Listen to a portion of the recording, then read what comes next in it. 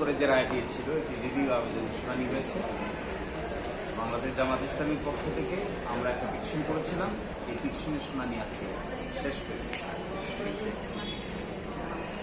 তো আমরা আজকে আদালতকে যেটি বলেছি যে তত্ত্বাবধায়ক সরকারের ধারণা বাংলাদেশের রাজনৈতিক ইতিহাসে এটি একটি অনন্য ধারণা, এটি একটি ইউনিক এক্সাম্পল, এবং এটিকে কেন্দ্র করে বাংলাদেশে একটি ঐক্যমত্য প্রতিষ্ঠিত হয়েছিল।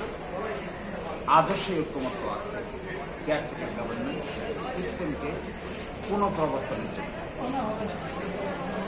এবং আজ থেকে 36 বছর আগে জামায়াত ইসলামী যে ধারণাকে প্রাসঙ্গিক মনে করেছিল, এই জাতি অনেক কিছু পে করেছে, অনেক খেসারত দিয়েছে, অনেক সাফারিংস হয়েছে, অনেক পেইন্স হয়েছে।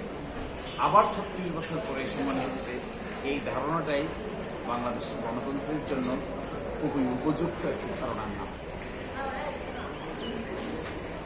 এবং কখনো যদি কোনো জাতীয়ভাবে কোনো জাতির নেতৃত্বরা খামখেয়ালি সিদ্ধান্ত নেন, তাহলে সেই দেশের মানুষের কী হয়? তত্ত্বাবধায়ক সরকার বাতিল করার পরে আমাদের দেশের মানুষ তা হারে হারছে। এবং বিগত 17 বছরে কেয়ারটেকার গভর্নমেন্ট সিস্টেমকে বাতিল করে যে ধরনের কনসিকুয়েন্স হয়েছে, এই জাজমেন্ট দেওয়ার সময় অনেক সিনিয়র আইনজীবী এবং মাইনরিটি জাজেস 3 জন সকলেই বলেছিলেন যে এই ব্যবস্থাটা যদি বাদ করা হয় তাহলে কী কী ঘটতে পারে। তারা যা যা বলেছিলেন ঘটতে পারে, তার প্রত্যেকটি ঘটনায় বিগত 15 বছরে একটার পর একটা ঘটেছে। এই জন্য আমরা আদালতে বলেছিলাম ওই যে জাজমেন্টটা, মাইনরিটি জাজমেন্টটা হলো প্রফেটিক জাজমেন্ট।